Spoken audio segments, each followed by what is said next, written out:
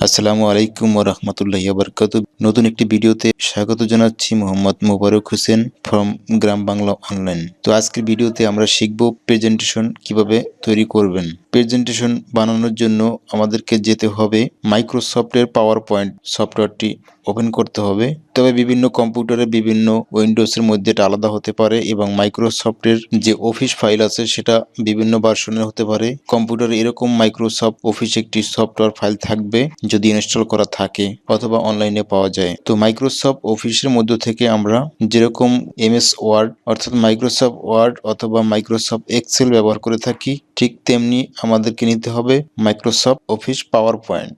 তো পাওয়ার পয়েন্টের মধ্যে এসে আপনি এখান থেকে বিভিন্ন কাজের জন্য পাওয়ার পয়েন্ট ব্যবহার করতে পারেন। তবে এই ভিডিওতে আমি শুধুমাত্র আপনাকে প্রেজেন্টেশন বানানো শেখাবো। তার পাশাপাশি এই মাইক্রোসফট পাওয়ার পয়েন্টের মধ্যে যে অপশনগুলি রয়েছে সেই অপশনগুলির সাথে এক এক করে পরিচয় করিয়ে দেব, যেগুলি কমন সবার প্রয়োজন হয়। তবে অনেকগুলি অপশন রয়েছে, এক এক করে সবগুলি অপশন বোঝাতে গেলে অনেকটা সময় প্রয়োজন হবে। তবে আমি সংক্ষেপে আপনাকে বুঝিয়ে দেবো। তো আপনি যখন মাইক্রোসফট পাওয়ার পয়েন্টে চলে আসবেন, এখানে আসার পরে আপনি এখান থেকে নতুন একটি উইন্ডোজ নেবেন।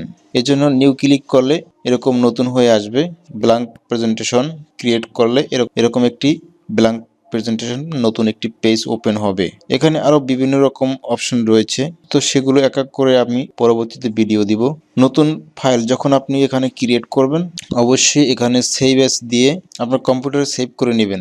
যেহেতু আমরা প্রেজেন্টেশন ভিডিও বানাবো, সেক্ষেত্রে এখান থেকে পাওয়ার পয়েন্ট প্রেজেন্টেশন এখানে ক্লিক করব, তাহলে এটা আমাদের কম্পিউটারে সেভ হয়ে যাবে। তো যখন আমরা নতুন পেজে চলে আসলাম, এখন হচ্ছে এখানে একটি মাত্র পেজ রয়েছে। আমাদেরকে যদি একাধিক পেজ এখানে ক্রিয়েট করতে হয়, অর্থাৎ এগুলো স্লাইড হবে, একটা পর একটা আসবে, যেরকম ইমেজ স্লাইড শো হয়ে থাকে। তো এটাই মনে করেন একটি ইমেজ, ব্ল্যাঙ্ক ইমেজ। এখানে আমাদেরকে ডিজাইন করতে হবে। তো আমাদের যদি এখানে একটি পেজে পরে আরেকটি পেজ নিব, সেক্ষেত্রে এখান থেকে মাউসের রাইট বাটন ক্লিক করে নিউ স্লাইড দিলে আরেকটি পেজ হয়ে যাবে। যদি আমরা আবারও নিউ স্লাইড ক্লিক করি, আরেকটা হবে। যদি আমরা এখান থেকে একটি ডিজাইন করছি, ঠিক তেমনি আরেকটা ডিজাইন করতে চাই, সেক্ষেত্রে এখানে ডুপ্লিকেট স্লাইড দিলে ঠিক যেরকমটা করছি তার সেরকম আরেকটি ডুপ্লিকেট পেজ হবে, স্লাইড পেজ। এখান থেকে কোনো পেজ ডিলিট করতে হলে এখান থেকে ডিলিট করবেন। এখানে দেখতে পাচ্ছেন উপরে একটি মেনু বার রয়েছে।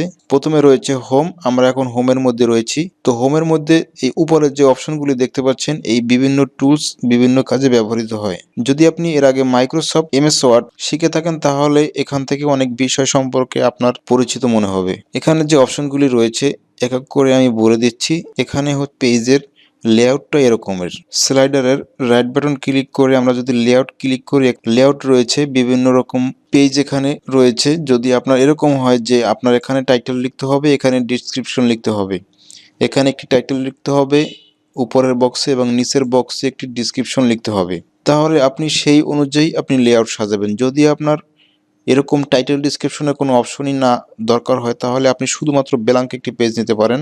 তো আমরা শুধুমাত্র এখানে ব্ল্যাঙ্ক একটি পেজ নিলাম। নেওয়ার পরে এখন যদি আমাদের এখানে ডিজাইন করতে হয়, তাহলে এই পেজটাকে আমরা ডিজাইন রূপ দিতে পারি। বিভিন্ন রকম ডিজাইন রয়েছে। উপরে মেনুবার থেকে ডিজাইন অপশনে চলে আসবেন। এখানে আসার পরে আপনি এখান থেকে ডিজাইন চুজ করবেন, যে আপনার পেজের ডিজাইনটা পছন্দনীয় হয় আপনার কাছে। দেখতে পাচ্ছেন এখানে অনেকগুলি অপশন রয়েছে, অনেকগুলি ডিজাইন এখানে রয়েছে। তারপরেও আপনি এই ডিজাইন থেকে এখানে নিচে আন্ডার আইকন ক্লিক করে আরো ডিজাইন আপনি এখান থেকে নিতে পারবেন। অনলাইন থেকেও নিতে পারবেন, অথবা আপনার কম্পিউটারে যে ডিজাইন থাকলে সেই ডিজাইন এনেও এখানে দিতে পারবেন। আপনার যদি এই পেজটা বর্তমান যে অবস্থায় রয়েছে, এটা যদি আপনার ছোট বড় করতে হয়, হাইট কমাতে হয়, বাড়াতে হয়, সেটা এখান থেকে আপনি সেট আপ করতে পারবেন। এখান থেকে পেজ সেট আপে গেলে আপনি এই অপশনগুলি পাবেন পেজ সেট আপ করার জন্য। এবার আমরা ইনসার্ট অপশনে আসলাম। ইনসার্ট অপশনে আসার পরে এখানে রয়েছে টেবিল। যেমন এখান থেকে যদি আমাদের টেবিল বানাতে হয়, তাহলে এভাবে করে টেবিল বানিয়ে নেবেন। যেমন আমি একটি টেবিল বানিয়ে নিলাম। টেবিলের ডিজাইন কিরকম হবে এখান থেকে আপনি চুজ করতে পারবেন। তারপরে যদি আপনার এখান থেকে কোনো পিকচার অ্যাড করতে হয়, তাহলে আপনি একটি পিকচার অ্যাড করে দিতে পারেন। এজন্য পিকচারে ক্লিক করে ফাইল থেকে একটি পিকচার নিয়ে আসবেন। ড্র্যাগ অ্যান্ড ড্রপ করে আপনার পছন্দনীয় প্লেসমেন্ট করবেন। কোনো ফটো অ্যালবাম নিয়ে যদি আমরা স্লাইড শো বানাতে চাই, এরকম কিছুই ক্রিয়েট করার প্রয়োজন নেই। আপনি শুধুমাত্র এখানে ফটো অ্যালবাম ক্লিক করবেন।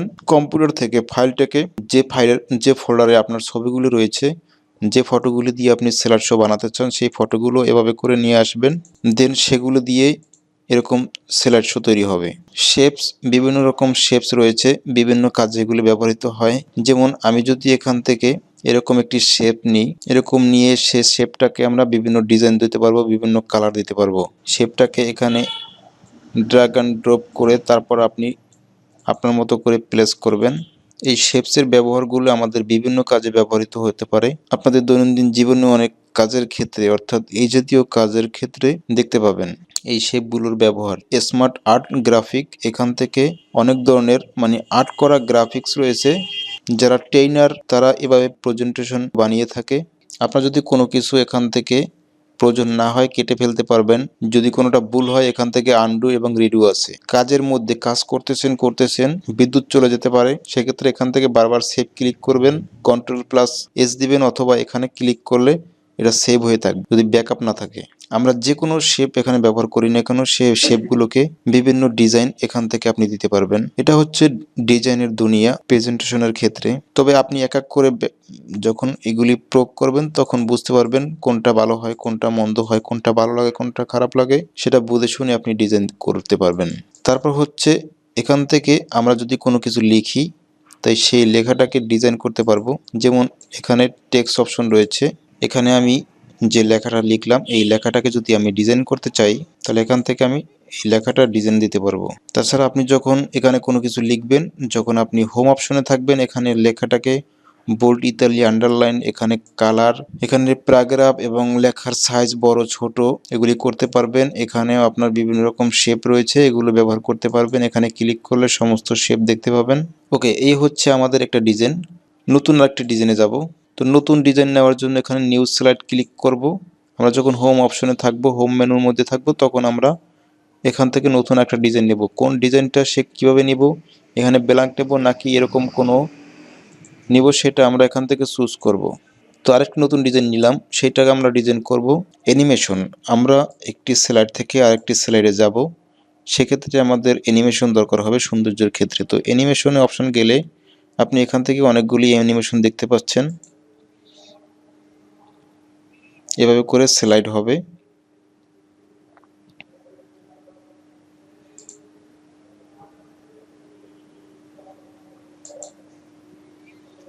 এখান থেকে যেটা সিলেক্ট করবেন সেই অনুযায়ী আপনার এগুলি স্লাইড হবে।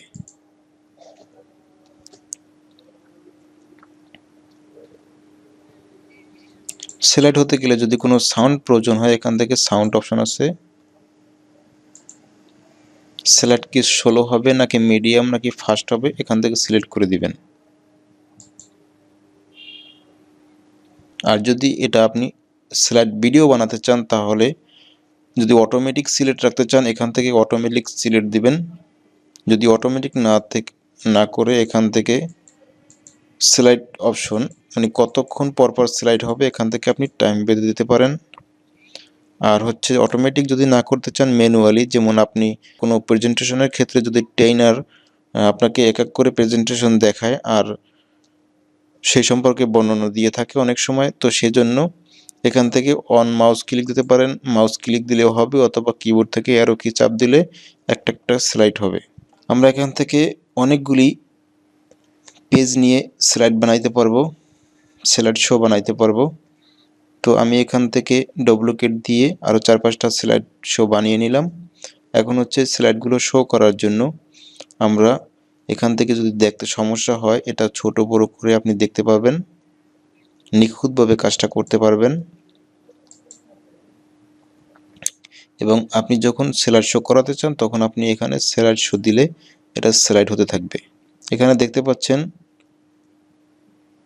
এগুলো ক্লিক করলে এক এক করে স্লাইড হবে। আমরা এক একটা পেজের মধ্যে এক একটা অ্যানিমেশন অ্যাড করে দিব।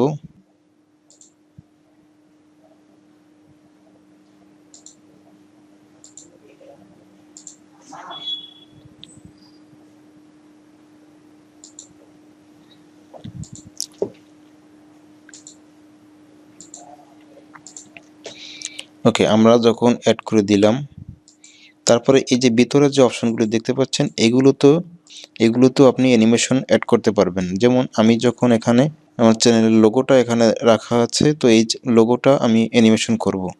সেক্ষেত্রে এখান থেকে কাস্টম অ্যানিমেশন দিতে পারেন, তাহলে আপনার মতো করে আপনার নিজের ইচ্ছা মতো করতে পারবেন, অথবা এখান থেকে একটা করে সিলেক্ট করে দিতে পারেন, একই রকম হবে। তো কাস্টম অ্যানিমেশন দিলে আমরা দেখতে পাচ্ছেন এখানে একটি সাইড বার চলে আসছে, এখান থেকে আপনি বিভিন্ন রকম এরকম ইফেক্ট দিতে পারবেন। যেমন আমি এই লোগোটার মধ্যে অ্যানিমেশন ফিট করতেছি, এখানে বিভিন্ন অপশন রয়েছে। তারপরে এটার মধ্যে আমি অ্যানিমেশন ফিট করতেছি।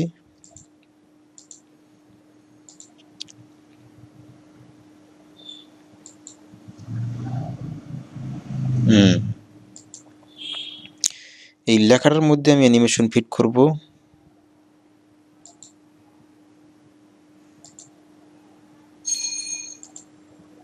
এই যে উপরে আমরা টেবিল এড করছিলাম, এটার মধ্যে আমরা অ্যানিমেশন ফিট করব।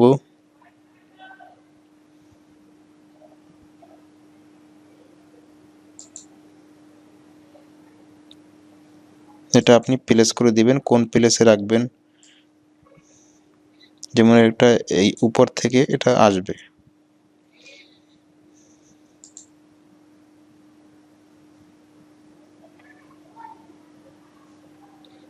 দেখতে পাচ্ছেন কিভাবে ডিজাইনগুলো করা হয়। এটা প্লেসটা ঠিক মতো হয় না, এটা আপনার নিজের মতো করে আপনি প্লেসমেন্ট করবেন।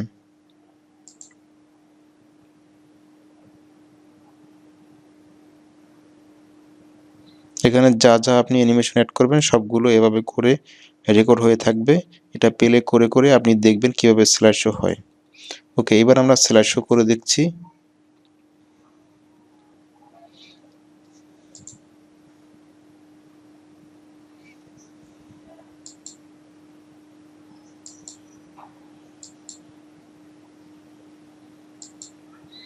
একটা পেজের মধ্যে বিভিন্ন রকম যে জিনিসপত্র রয়েছে সেগুলো এভাবে করে আপনি অ্যানিমেশন অ্যাড করতে পারবেন এবং পেজের মধ্যেও অ্যাড করতে পারবেন।